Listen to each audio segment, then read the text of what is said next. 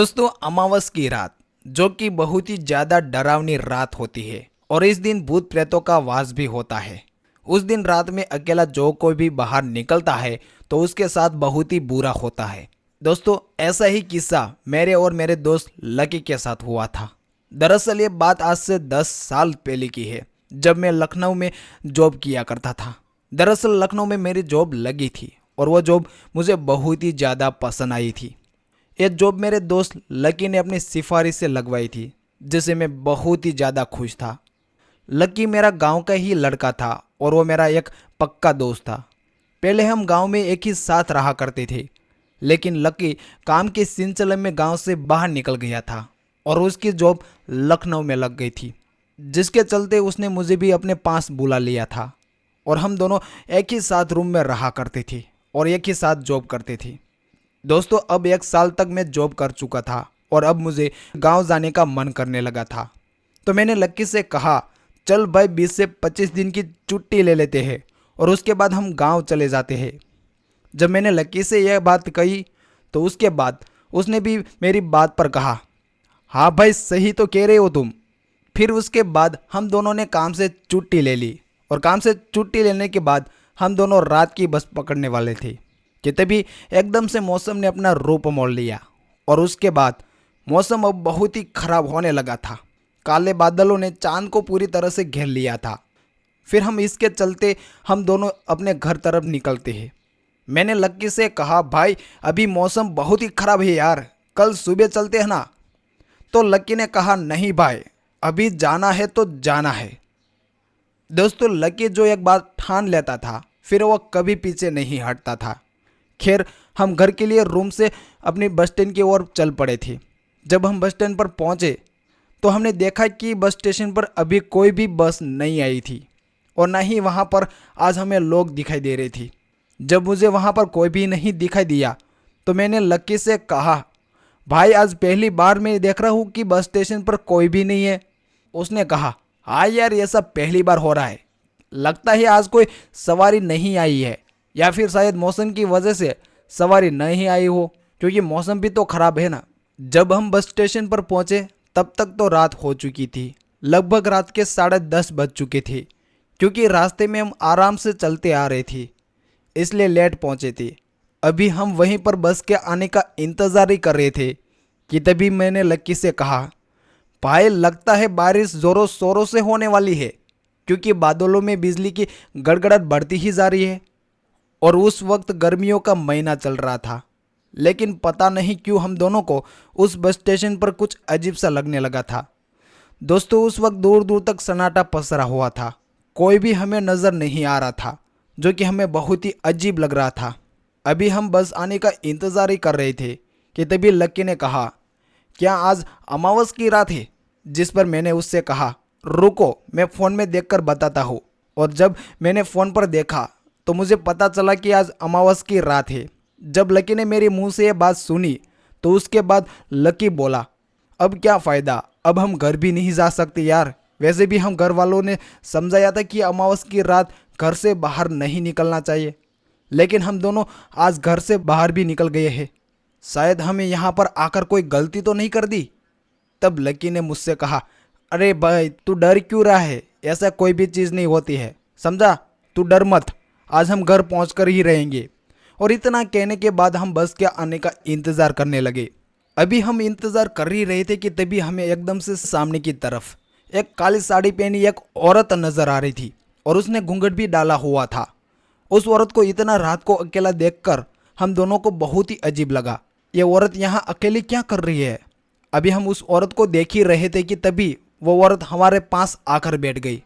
उस औरत को अपने पास बैठा हुआ देखकर लक्की ने मुझसे कहा, यार ये औरत यहाँ पर क्या करने आई होगी? अब हम दोनों की निगाह उसी औरत पर थी कि तभी मैंने उस औरत से पूछा, आप इतनी रात को यहाँ क्या कर रही हो? जैसे ही मैंने उस औरत से सवाल किया तो उस औरत ने मेरी बात को इग्नोर कर दिया। उसने मेरी बात का कोई भी जवाब नहीं दिया। जब उस औरत ने हमें कोई भी जवाब नहीं दिया तो लक्की ने मुझसे यह कहा कि यह औरत बोल क्यों नहीं रही है। लकी के ये बोलते ही मैंने उससे कहा, छोड़ यार, हमारा पूछना ही बेकार है। लकी के ये कहने के बाद हम दोनों बस का आने का इंतज़ार करने लगे। अभी हम सामने की तरफ देख ही रहे थे कि तभी मुझे अचानक से ठंड लगने लगी। अचानक से ठंड को बढ़ता देख मुझे कुछ भी समझ में नहीं आ रहा था कि यह ठंड अचानक से कैसे लगने लगी। जब मैंने इस बात का जिक्र लकी से किया तो उसने भी बोला, भाई मुझे भी ठंड लग रही है। दोस्तों पता नहीं उस वक्त वहाँ पर ठंड क्यों लग रही थी, ये बात हम समझ नहीं पाए, लेकिन मुझे इस बात का शक उस औरत पर ही हो रहा था। जब से वो औरत यहाँ पर आई है तब से हमें ठंड लगने लगी थी। अब भी हम ठंड से काफ़ी रहे थे कि तभी सामने से बस आ गई। बस को आता हुआ देखकर लकी ने कहा, भाई बस आ गई, सामान उठा ले। तो लकी ने यह कहते हुए मैंने तुरंत अपना सामान उठाया और उसके बाद जब बस हमारे पास आकर रुकी तो हम दोनों बस के अंदर चढ़ गए। फिर जब हम दोनों बस के अंदर चढ़े तो हमने देखा कि वह काली साड़ी पहनी औरत बस की आखिरी सीट पर पहले से ही बैठी हुई थी। उस औरत को देखते ही मैं और लकी एकदम से चौंक गए, क्योंकि वो औरत उस वक्त बाहर थी, अब वो बस के अंदर बैठी है। जब हमने बस के बाहर देखा तो हमने वो औरत अब बस के बाहर नहीं दिखाई दी। उस औरत को बाहर ना पाकर हम दोनों को बहुत ही अजीब लगा कि यह औरत बस के अंदर कब चढ़ गई। उस समय बस ड्राइवर ने भी हमसे बोला, क्या हुआ, बैठना है या नहीं? बैठना है तो जाकर सीट पर बैठो, अगर चलना है तो। जिसके चलते हम दोनों चुपचाप वहीं पास की एक सीट पर बैठ गए। उस बस के अंदर सवारी काफ़ी ज़्यादा थी, लेकिन पिछली वाली सीट पर सिर्फ अकेली वही औरत बैठी हुई थी और उसके अगल बगल में कोई भी नहीं बैठा हुआ था। अब भी हम दोनों उसी औरत के बारे में बात ही कर रहे थे कि तभी बस वाले ने बस को आगे बढ़ा दिया। अब बस वहाँ से निकल पड़ी तो उसके बाद बस कंडक्टर हमारे पास आया और उसने टिकट के लिए पूछा, तो उसके बाद मैंने टिकट ले लिया। उसके बाद वो बस कंडक्टर हमारे पास से चला गया। उसके जाने के बाद हम दोनों अपनी सीट पर बैठ गए। दोस्तों बाहर का नज़ारा बहुत ही अच्छा था। उस वक्त रात के लगभग 1 बज चुका था। तब मैं बाहर का नज़ारा देख रहा था कि तभी मैंने देखा कि उस औरत का घूंघट अभी थोड़ा थोड़ा हट रहा था, वो भी हवा की वजह से, लेकिन अभी तक उसका चेहरा सही से मुझे दिखाई नहीं दे रहा था, जिसके चलते मैं उसका चेहरा देखने की कोशिश कर रहा था। अभी मेरा ध्यान उसी औरत पर ही था कि तभी मैंने देखा कि धीरे धीरे बस की सवारी उतरने लगी थी। बस में अब कुछ ही लोग बचे हुए थे, लेकिन मुझे एक बात समझ में नहीं आ रही थी कि आखिर ये औरत इतनी चुपचाप क्यों बैठी हुई है। और मेरे मन में अभी भी उसी औरत के ख्याल ही आ रहे थे कि तभी एकदम से लकी उठ गया और उसके बाद उसने बोला, भाई क्या हुआ, तू जगा हुआ क्यों है, कुछ हुआ है क्या? लकी की यह बात सुनते ही मैंने उससे कहा, कुछ नहीं हुआ भाई, तू सो जा, वैसे भी अभी गांव पहुंचने में बहुत समय है। मेरे यह कहने के बाद लकी सो गया और मैं बाहर का नज़ारा देखने लगा। बाहर से ठंडी ठंडी हवाएं आ रही थी और धीरे धीरे बारिश की बूंदें गिरने लगी थी। मैं अभी बाहर ही देख रहा था कि तभी अचानक से मेरे कानों में एक आवाज़ सुनाई दी। उस आवाज़ को सुनते ही मेरे कान एकदम से खड़े हो गए। दरअसल वह रोने की आवाज़ थी, जैसे कि कोई रो रहा हो। अभी मैंने उस आवाज़ को सुन ही रहा था कि तभी एकदम से बस वाले ने ब्रेक लगा दी। जैसे ही बस वाले ने ब्रेक लगाया कि तभी लकी का सर सीधा जाकर बस की आगे वाली सीट पर जाकर लगा, जिसके चलते वो गुस्से में बोला, एक कैसे बस चला रहे हो, मारने का इरादा है क्या? जब लकी ने बस वाले से ये बोला तो उसने कहा, माफ़ कीजिएगा, बस के सामने एक एकदम से काली बिल्ली आ गई थी, जिसके चलते मुझे ब्रेक लगाना पड़ा। और इतना कहने के बाद जैसे ही उसने बस को स्टार्ट करना चाहा तो बस स्टार्ट ही नहीं हो रही थी। बस को स्टार्ट ना होने पर बस ड्राइवर ने बहुत ही कोशिश की, लेकिन बस स्टार्ट ही नहीं हो पा रही थी। जब बस स्टार्ट नहीं हुई तो उसके बाद मैंने बस वाले से बोला, क्या हुआ भाई साहब, बस में कोई दिक्कत आ गई है क्या? जैसे ही बस वाले से मैंने ये बोला तो उसने कहा, अभी तक तो सही था, लेकिन अचानक से पता नहीं अब क्या हो गया, समझ में नहीं आ रहा है। ड्राइवर की यह बात सुनने के बाद मैंने उससे बोला, क्या खराबी आ गई होगी? और जैसे ही मैंने ये बोला तो बस में बैठे हुए और भी लोग अब परेशान होने लगी थी। आखिरकार एकदम से इस बस को क्या हो गया? बस ड्राइवर बस से बाहर निकला और उसके बाद वह बस में देखने लगा कि आखिर हुआ क्या है। अभी मैं और लकी बस के अंदर ही बैठे हुए थे। तभी मैंने देखा कि अब काली साड़ी वाली औरत कहीं भी दिखाई नहीं दे रही थी।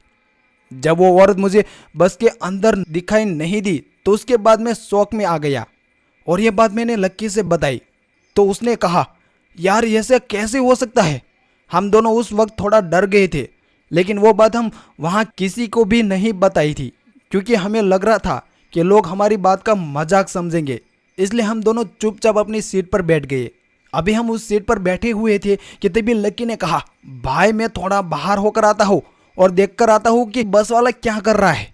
लक्की ने मुझसे यह कहा और उसके बाद वह चला गया। लक्की के जाते ही मैं उसका आने का इंतजार करने लगा और ऐसे ही काफ़ी समय बीत गया। लक्की अभी तक वापस नहीं आया था। जब लक्की वापस नहीं आया तो मैं परेशान हो गया कि आखिर ये कहाँ चला गया। काफ़ी देर हो गई है। लक्की को यहाँ से गए हुए कुछ समय और इंतज़ार करने के बाद लक्की नहीं लौटा तो मैं बस के नीचे उतर गया और लक्की को ढूंढने लगा। मैंने अभी लक्की को ढूंढ ही रहा था कि तभी मेरी नज़र सामने की ओर पड़ी। जब मेरी नज़र सामने की ओर पड़ी तो मैंने जो देखा उसे देखकर मैं हैरान रह गया। लक्की उस काली साड़ी वाली औरत के पीछे पीछे जा रहा था। उसको उस औरत के पीछे जाता देख मैं पगला गया। आखिर यह लक्की उस औरत के पीछे क्यों जा रहा है। मुझे उस वक्त कुछ भी समझ में नहीं आ रहा था कि लक्की को क्या हो गया है। खैर उस वक्त मैं ज़्यादा नहीं सोचा और मैं सीधा लक्की के पीछे पीछे जाने लगा कि आखिर ये कहाँ पर जा रहा है। मैं उसके पीछे पीछे जा ही रहा था कि तभी मैंने देखा कि उस औरत ने अब अपना घूंघट हटा लिया था, लेकिन मैंने उस औरत का चेहरा नहीं देख पा रहा था क्योंकि वह काफ़ी दूरी पर थी। अभी मैं उसके पीछे पीछे जा ही रहा था कि तभी वो लोग अचानक से मुड़ गए और जब मैं वहाँ पर पहुँचा तो मैंने देखा कि वो एक कब्रिस्तान था और उस कब्रिस्तान को देखते ही मैं बहुत ही ज़्यादा घबरा गया क्योंकि लक्की उस कब्रिस्तान के अंदर चला गया था और उस कब्रिस्तान के अंदर जाता देख मैंने उससे काफ़ी आवाज़ें लगाई, मगर वह नहीं माना और वह सीधा कब्रिस्तान के अंदर उस औरत के साथ ही चला गया। जब वह कब्रिस्तान के अंदर गया तो मुझे भी ना चाहते हुए कब्रिस्तान के अंदर जाना पड़ा। जब मैं कब्रिस्तान के अंदर गया तो मैंने देखा कि वहाँ का माहौल बहुत ही ज़्यादा डरावना लग रहा था। वहाँ पर पूरी तरह से सन्नाटा पसरा हुआ था। मुझे वहाँ पर डर बहुत ही ज़्यादा लग रहा था। अभी मैं लक्की को वहाँ पर ढूंढ ही रहा था कि तभी मैंने देखा कि वहाँ पर अब हल्का हल्का धुआं फैलने लगा था। उस वक्त कुछ भी समझ में नहीं आ रहा था कि यहाँ पर हो क्या रहा है। अभी मुझे लक्की कहीं पर दिखाई नहीं दे रहा था। अभी मैंने लक्की को कहीं ढूंढ रहा था कि तभी मैंने सोचा कि मुझे आगे जाकर देखना चाहिए। और यही बात सोचने के बाद जब मैं आगे गया और उसके बाद मैंने जो देखा उसे देखकर मेरी हालत पतली हो गई। मैंने सामने देखा तो लक्की सामने एक कब्र को खोद रहा था। मैंने लक्की को ऐसा करता देख मुझे कुछ भी समझ में नहीं आ रहा था कि आखिर लक्की यह क्यों कर रहा है। लक्की अभी भी वही जमीन को खोदे जा रहा था और वही काली साड़ी पहनी औरत वहीं पर खड़ी हुई थी, लेकिन मैं उस औरत का चेहरा नहीं देख पा रहा था।